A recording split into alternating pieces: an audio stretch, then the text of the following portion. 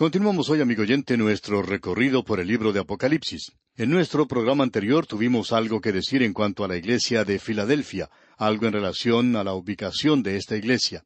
Se encuentra en un valle muy hermoso que está a bastante distancia de la costa. Estaba situada en un extremo del ancho valle del río Cogamis, tributario del Hermo, y desemboca en el mar cerca de Esmirna. Es una zona muy hermosa y la ciudad está ubicada en uno de los valles más amplios. Construida contra la ladera de la montaña, ya que hay varias montañas en esa zona.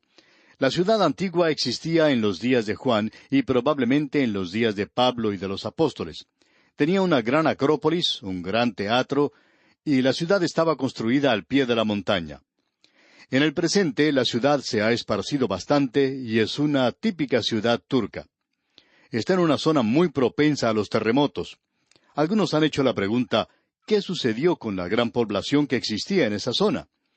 Bueno, abandonaron ese lugar primordialmente a causa de los terremotos y también, por supuesto, a causa de la guerra, cuando los grandes líderes paganos salieron del oriente, y hasta el momento en que los turcos llegaron a esta sección, fue el tiempo en que aquellos que quedaron vivos fueron asesinados.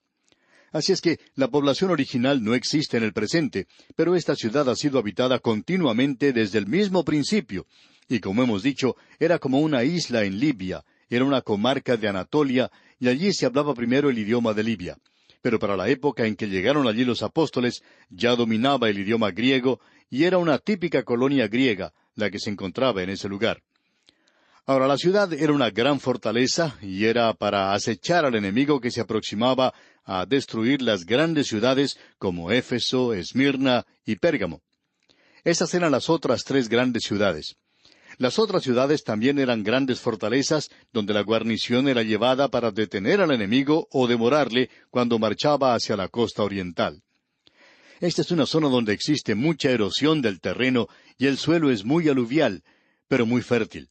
Allí crecen hermosos árboles de laurel, muchas flores, y allí crece cualquier clase de plantas que uno se pueda imaginar. Uno puede ver allí en la ladera de las montañas muchas viñas, y el dios que ellos adoraban allí era Baco, y esta gente se había entregado mucho a la idolatría. Pero el cristianismo, por cierto, que había logrado tomar una buena posición en esa zona. Ahora, la ciudad no obtuvo su nombre, como piensan muchos, de la Biblia, sino que recibió su nombre a causa del amor que existía entre Ciro II y su hermano Eumenes, quien era el rey de Pérgamo. Este hombre sentía un gran amor y lealtad por su hermano, y por eso es que la llamó la ciudad del amor fraternal. Este era un puesto de avanzada de la cultura griega, en una atmósfera asiática y de Anatolia. Allí había un templo griego a Baco, como ya hemos indicado. Esta ciudad se había entregado al paganismo de tal manera que se la llamaba la Atenitas. Y por cierto que era verdaderamente griega.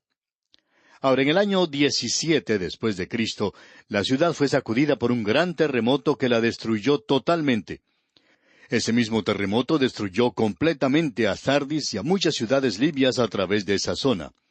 Tiberio, el emperador, designó $1,000,000 para la reconstrucción de esas ciudades, y ellas fueron construidas de nuevo. Este es el lugar donde los cristianos y los sarracenos lucharon durante las cruzadas, y también allí lucharon Turquía y Grecia en el año 1922, y parece que hay unos cuantos creyentes allí. No se dan a conocer, por supuesto, porque son perseguidos muy severamente, como ya hemos dicho anteriormente.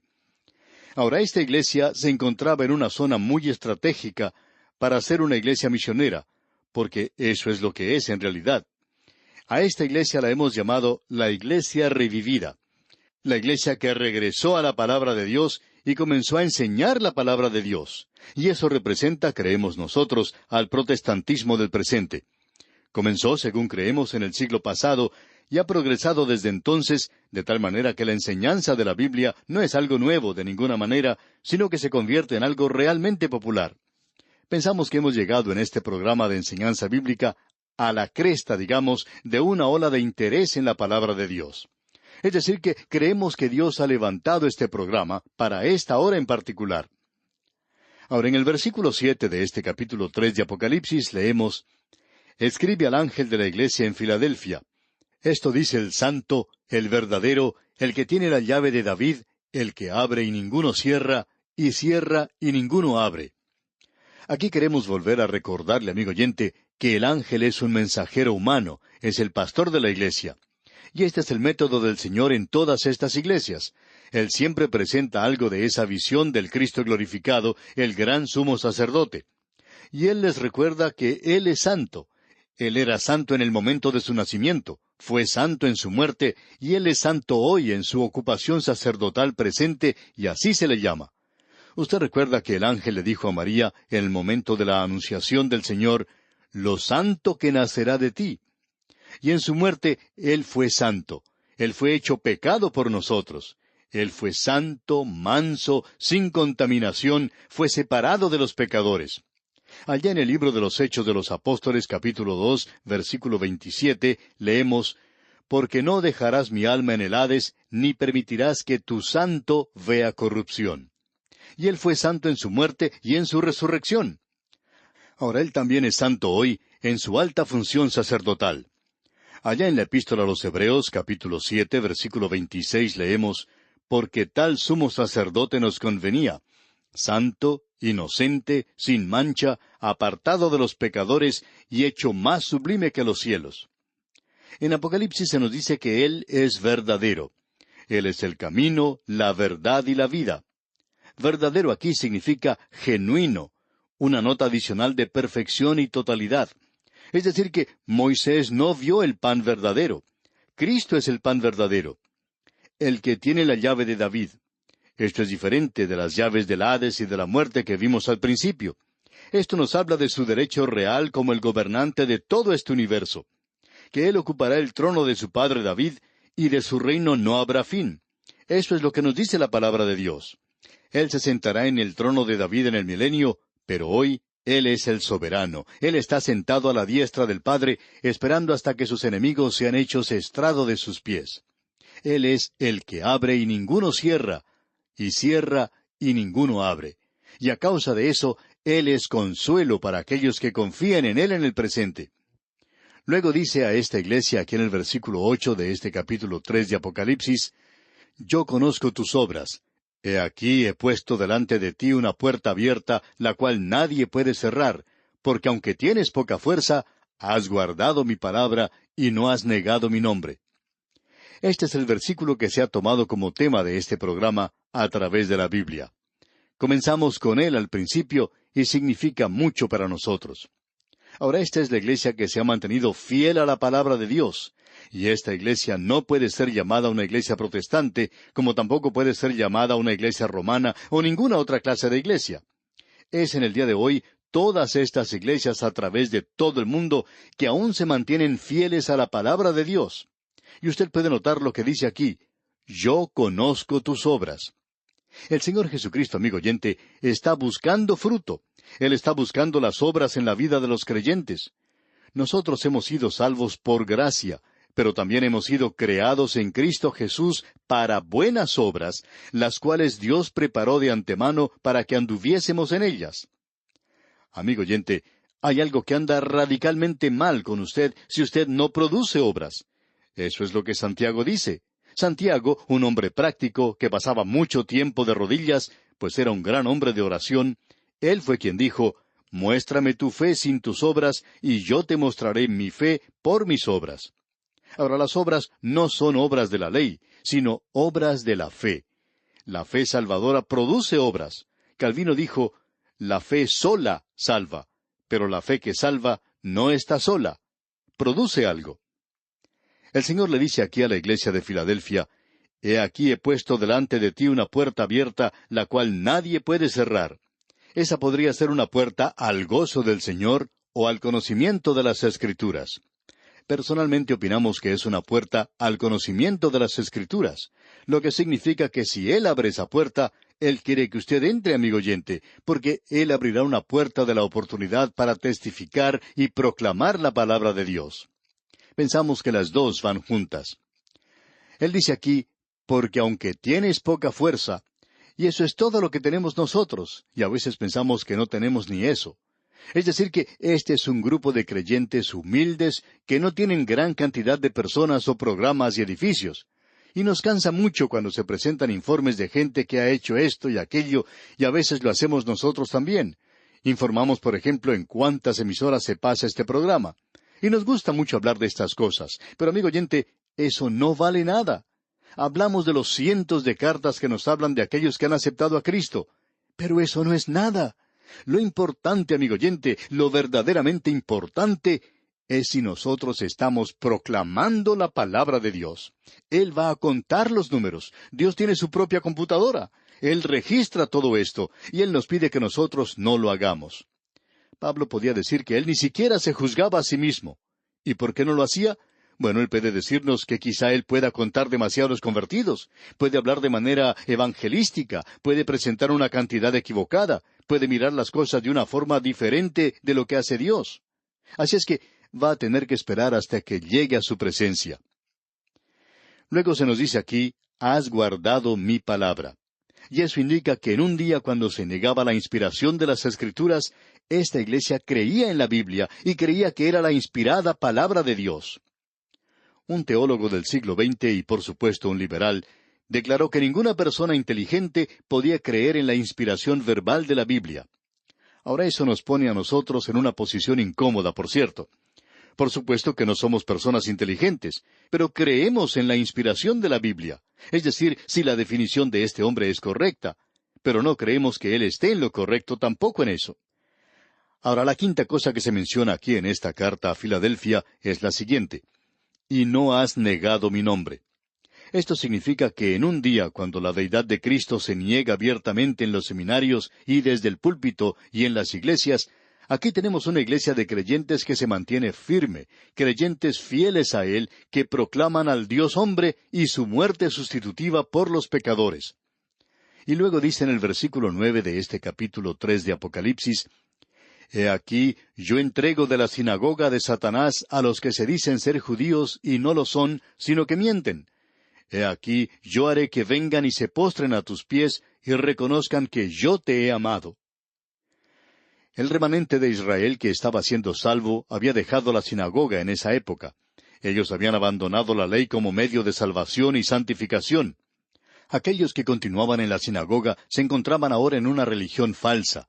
Y el apóstol Pablo presenta esto claramente en su epístola a los romanos, de que todo Israel no es Israel. Ya no eran verdaderos judíos. Él consideraba como el verdadero Israel a aquel que se había vuelto a Cristo. Ignacio, según Trenchant y según Vincent, se refiere a una situación local, donde los convertidos del judaísmo predicaban la fe que antes habían despreciado. A propósito, en el Imperio Romano se tomaba a los judíos y se los enviaba a zonas áridas con el propósito de formar una colonia, de colonizar esa zona, lo cual ellos hicieron en esta sección. Y esa es la razón por la cual había tantos de ellos allí. Ahora, el Señor Jesús también quiere hacer saber a los enemigos de la iglesia de Filadelfia que Él ama a esta iglesia. Este es el sexto punto de su elogio. Luego Él dice aquí en el versículo 10, Por cuanto has guardado la palabra de mi paciencia, yo también te guardaré de la hora de la prueba que ha de venir sobre el mundo entero para probar a los que moran sobre la tierra. La última palabra de encomio a esta iglesia es que ha guardado la palabra de Cristo en paciencia. Esto evidentemente es la espera paciente por la venida de Cristo por los suyos. Se ha notado en el siglo pasado que las doctrinas de escatología se han desarrollado más que en todos los siglos previos combinados. Durante los años pasados ha habido un avivamiento en Israel, en Europa y en América, en realidad en todo el mundo en cuanto a la segunda venida de Cristo. Aún los liberales hablan de esto de vez en cuando. Ahora, el libro de Jesucristo es el libro de la vida. ¿Están todos los nombres de la familia humana inscritos en ese libro del cual hablamos anteriormente?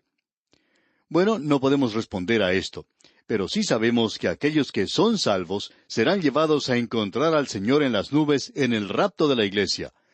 Pensamos que la iglesia de Filadelfia es la iglesia del rapto y que la iglesia de la Odisea, que consideraremos Dios mediante en nuestro próximo programa, no es la que tiene parte en el rapto. O sea que las palabras de ánimo de Cristo a su iglesia es que ésta no va a pasar a través del período de la gran tribulación. Y esto tiene que ser la gran tribulación mundial. La iglesia va a ser quitada del mundo, y ese es su consuelo, esa es su esperanza, esa es su paciente espera por Cristo, por medio de la fe y la paciencia, el heredar las promesas. La iglesia no está aguardando la gran tribulación con su juicio, como podemos ver aquí en Apocalipsis, sino que está esperando a que Él venga. Y luego, Él dice aquí en el versículo 11 de este capítulo 3 de Apocalipsis, «He aquí yo vengo pronto, retén lo que tienes, para que ninguno tome tu corona». Pronto no quiere decir enseguida. Indica que cuando Él venga, las cosas sucederán rápidamente. Usted no puede perder su salvación, pero sí puede perder su corona. Puede perder su recompensa. Y en el versículo 12 de este capítulo 3 de Apocalipsis dice, «Al que venciere, yo lo haré columna en el templo de mi Dios, y nunca más saldrá de allí. Y escribiré sobre él el nombre de mi Dios, y el nombre de la ciudad de mi Dios, la nueva Jerusalén, la cual desciende del cielo de mi Dios, y mi nombre nuevo». Hay dos columnas en ese lugar en el presente. Una es la de la iglesia bizantina, de la cual no creemos se haga referencia aquí, pero hay una columna en la ladera de la montaña oculta entre los árboles, esos árboles de laurel, y esa columna es todo lo que queda de la ciudad del día de Juan. Luego él dice, «Escribiré sobre él el nombre de mi Dios, y el nombre de la ciudad de mi Dios, y mi nombre nuevo». Cuando usted va al aeropuerto y entrega su equipaje, allí se le pone una tarjeta que indica a dónde va y de dónde viene. Pensamos que los hijos de Dios van a viajar a través del universo y que vamos a tener sobre nosotros una tarjeta en caso de que nos perdamos en algún lugar, ya que este es un gran universo, amigo oyente. Ahora aquí dice, «Yo lo haré columna en el templo de mi Dios». La iglesia aquí abajo fue destruida, pero las columnas permanentes se encuentran allá arriba. «Y escribiré en él mi nombre nuevo». Ese es el nombre de Él. Nosotros no tenemos un nombre nuevo. Eso no es lo que está diciendo aquí en Apocalipsis. Lo que está diciendo es que Él tiene un nombre nuevo que nos dará para sí mismo. Y ese nuevo nombre es una relación personal que tendremos con Él. Dios mediante, en nuestro próximo programa veremos la iglesia de la Odisea. Es nuestra oración que Dios le bendiga abundantemente.